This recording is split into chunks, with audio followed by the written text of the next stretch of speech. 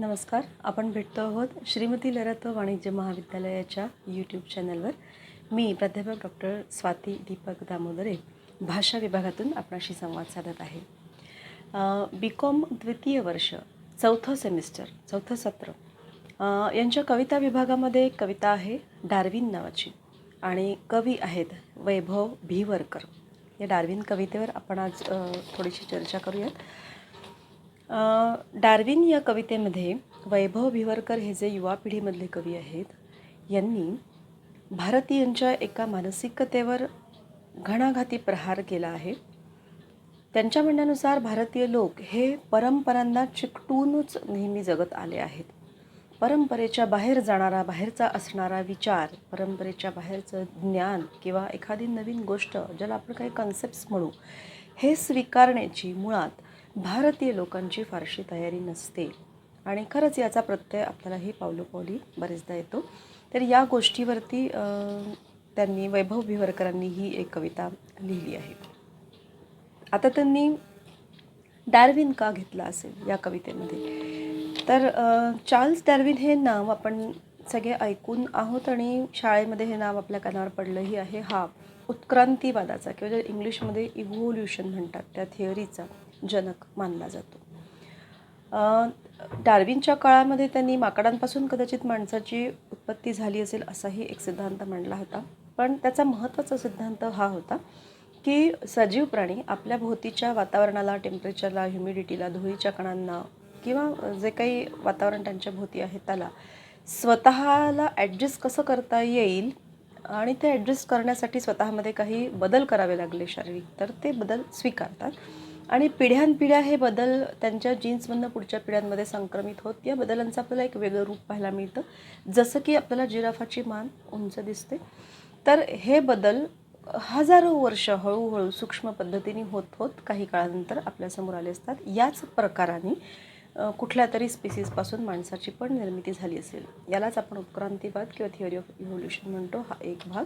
आणि दुसरा survival of the fittest, म्हणजे जो या सगळ्या निसर्गातल्या बदलांना स्वतःला अनुकूल करून घेईल आणि तरीही त्या बदललेल्या निसर्गामध्ये स्वतःला टिकवण्याचा प्रयत्न करेल, तोच टिकून राहतो आणि त्याचेच जीन्स पुढच्या पिढीला ट्रान्सफर होऊ शकतात.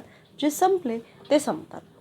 सो हे सर्व्हायव्हल ऑफ द फिटेस्ट आणि थिअरी ऑफ इव्होल्युशन या दोन गोष्टी सांगणारा जो डार्विन, म्हणजे बघा की डार्विननी परंपरेच्या विरोधात काहीतरी सांगितलं, डार्विननी नवीन काहीतरी सांगितलं जे आत्तापर्यंत त्याच्या काळापर्यंत मान्य नव्हतं.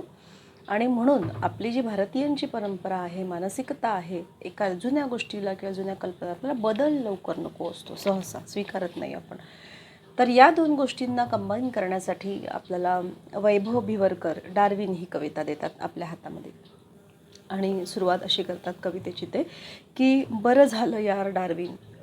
तर यार डार्विन म्हणतात याचा अर्थ ते त्याच्याशी जवळीक साधू इच्छितात किंवा त्याच्यातून ते असं दाखवू इच्छितात की त्यांना डार्विन पूर्णतः पटला आहे, जरी त्यांच्या भोवतीच्या समाजाला कदाचित पटला असेल नसेल तरी. बरं झालं यार डार्विन, तू भारतात जन्म घेतला नाहीस.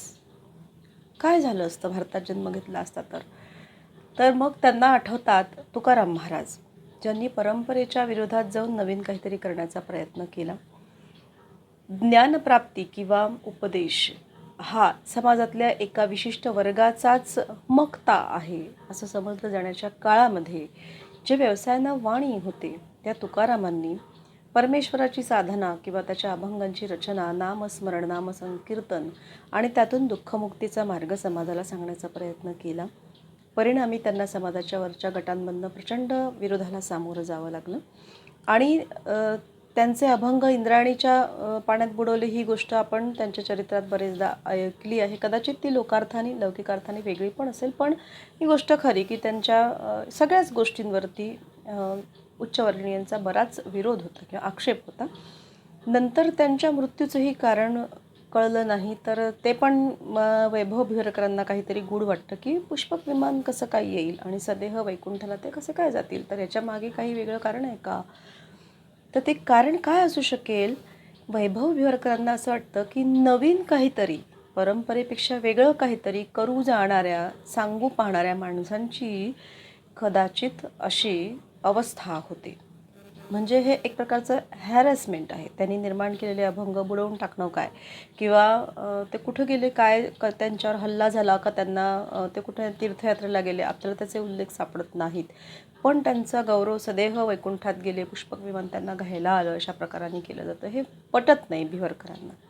आणि म्हणून ते असं म्हणतात की डार्विन जर भारतात जन्माला आला असता तर त्याचं पण ओरिजिन ऑफ स्पिसीज हा त्याचा ग्रंथ आहे बरं का, डार्विनचा. हा सुद्धा लोकांनी पाण्यात बुडवला असता. त्याचा ओरिजिन ऑफ स्पिसीज हा ग्रंथसुद्धा लोकांनी इंद्रायणीत बुडवला असता आणि त्यालासुद्धा घ्यायला एखादं पुष्पक विमान पाठवलं असतं. म्हणजे बघा, थोडंसं ते तुकारामांच्या चरित्राशी डार्विनला कम्पेअर करतायत. Not in terms of text. ते तुकाराम महाराज काय सांगतात आणि डार्विन काय सांगतात याच्याशी नाही तुलना करत आहेत. ते याच्याशी तुलना करत आहेत की तुकाराम पण काहीतरी परंपरेच्या चौकटीच्या बाहेरचं करू बघत होते, सांगू बघत होते, आणि डार्विननी सुद्धा तेच केलं. त्याच्यामुळे तुकारामांना जशी वागणूक मिळाली, ट्रीटमेंट मिळाली, तशीच कदाचित डार्विनला सुद्धा भारतात मिळाली असती. आणि म्हणून ते वारंवार डार्विनला म्हणतात की बरं झालं यार डार्विन, तू भारतात जन्म नाही घेतलास. आता विल्बर फोर्ब्स बिशप ही नावं आपल्याला डार्विनच्या चरित्रात बघायला मिळतात. ही चर्चची धर्मप्रसार करणारी माणसं, ब्रिटिश. आणि एक प्रसंग असा आहे की ज्यावेळेला एक मोठी सभा भरवण्यात आली होती आणि डार्विनला वरती बऱ्याच लोकांचा आक्षेप होता, विशेषतः धार्मिक लोकांचं, की तो माणसाच्या उत्पत्तीबद्दल वेगळंच काही सांगू इच्छितो आहे. तोपर्यंत जी जी मूलभूत संकल्पना होती की परमेश्वरानेच माणसाला निर्माण केलं आहे, या संकल्पनेला कुठेतरी धक्का लागेल की काय, अशी भीती निर्माण झाली होती.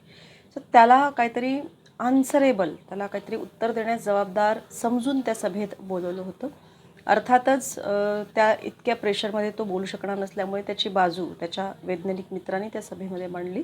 पण त्या सभेमध्ये हे जे बिशप विल्बर फोर्ब्स होते, यांनी असं म्हटलं की माकडापासून माणसाची उत्पत्ती झाली असं म्हणणाऱ्या डार्विनला मला असं विचारायचं आहे की माकड हे जर त्याचे मूळ वंशज किंवा नातेवाईक असतील तर ते आईकडून की वडिलांकडून? लोकांनी टाळ्यांचा कडकडाट केला, कारण त्यांना बिशपची बाजू घ्यायची होती आणि डार्विन नवीन काहीतरी मांडू इच्छित होता. ते खोडायचंच होतं, चर्चलाच नाही तर सगळ्या समाजालाच ते खोडायचं होतं. मग याला आता हा चार्ल्स डार्विनचा मित्र काय उत्तर देणार? सगळे लोक उत्सुकतेनं बघतायत. तर अशा वेळेला त्यांनी आपली डार्विनची वैज्ञानिक बाजू तर पूर्णांशाने मांडलीच, पण हे विल्बर फोर्ब्सच्या आक्षेपाला उत्तर देताना तो असं म्हणाला की ज्या विषयातलं आपल्याला काहीही कळत नाही, ज्या विषयात आपल्याला काहीही गती नाही, ज्या विषयाचं आपलं वाचन नाही, अध्ययन नाही, त्या विषयावर जाहीरपणे जो अभ्यास करतो आहे, जो मांडण्याचा प्रयत्न करतो आहे, त्याला असं जाहीरपणे खाली खेचण्याचा प्रयत्न करणाऱ्या माणसापेक्षा मी माकडाला माझं नातेवाईक मानणं पसंत करीन. आणि सगळी सभा चिडीचूप झाली या उत्तराने. सो हा जो भाग आहे डार्विनच्या चरित्रातला, इतिहासातला, याचा उल्लेख कुठेतरी वैभव भिवरकरांना करावा असं वाटतो. आणि म्हणून ते सांगतात की इथंही भारतात जर तू जन्माला आला असतास तर इथेही असतेच विल्बर फोर्ब्स. आणि बिशप त्याच्या कवितेच्या शेवटच्या ओळी याच आहेत भिवरकरांच्या, की इथेही असतेच विल्बर फोर्ब्स आणि बिशप तुला विरोध करण्याकरता. तर महत्त्वाचा भाग हा आहे. डार्विनला त्याच्या पण देशात विरोधच झाला नाही असं नाही, पण भारतीयांची जी मानसिकता आहे त्यावर भिवरकरांना प्रकाश टाकायचा आहे की किती चिकटून राहणारी किंवा त्या गोष्टीचा समग्र विचार न करता एखाद्या गोष्टीला विरोध करणारी जी मानसिकता असते, ही समाजाला खूप मागे नेऊन ठेवते. या मानसिकतेतनं बाहेर पडावं हा भिवरकरांचा उद्देश आहे. आपल्याकडे काय होतं आहे ते नुसतं काहीतरी चुका दाखवून दुसऱ्याकडे बोट दाखवण्याचा भिवरकरांचा उद्देश नाही. त्यांचा विचार हा आहे की ती कविता वाचून आपली ही प्रवृत्ती नुसती परंपरेला किंवा अंधश्रद्धांना चिकटून राहण्याची कमी व्हावी, किंवा आपल्याला डोळसपणाने विचार करता यावा. एक अतिशय वेगळी आणि एक खूप सारे संदर्भ घेऊन येणारी कविता या अर्थाने आपल्याला या कवितेकडे बघावं लागतं. कवितेची भाषा अतिशय साधी सोपी आहे, कविता खूप मोठी नाही. मात्र विल्बर फोर्ब्स, बिशप, पुष्पक विमान, इंद्रायणी किंवा डार्विन हे सगळे जे उल्लेख किंवा संदर्भ येतात, या संदर्भाच्या अंगाने किंवा हे संदर्भ जाणून घेतल्याशिवाय आपल्याला कवितेचा अर्थ समन्वयाने लावता येत नाही. तर मी तसं सुचवीन की विल्बर फोर्ब्स, बिशप किंवा चार्ल्स डार्विन किंवा त्याचा उत्क्रांतीवादाचा इव्होल्युशनचा सिद्धांत किंवा सर्वायवल ऑफ द फिटेस्ट हा सिद्धांत, हे सगळं टाकून गुगलवरती किंवा नेटवरती आपण सुद्धा सगळ्यांनी शोधून बघायला हवं. आणि मग आपल्याला ही लिंक लागते की वैभव भिवरकरांना या कवितेतून काय सांगायचं आहे. तर मला असं वाटतं की डार्विन ही कविता हे सगळे संदर्भ शोधून मग माझं बोलणं लक्षात घेतल्यानंतर तुम्हाला सगळ्यांना नक्की समजेल आणि लक्षात येईल. त्यावरचं उत्तर तुम्ही नक्की लिहू शकाल. तर आज इथे थांबूयात. पुढच्या व्हिडिओमध्ये आपण आणखीन कुठलं तरी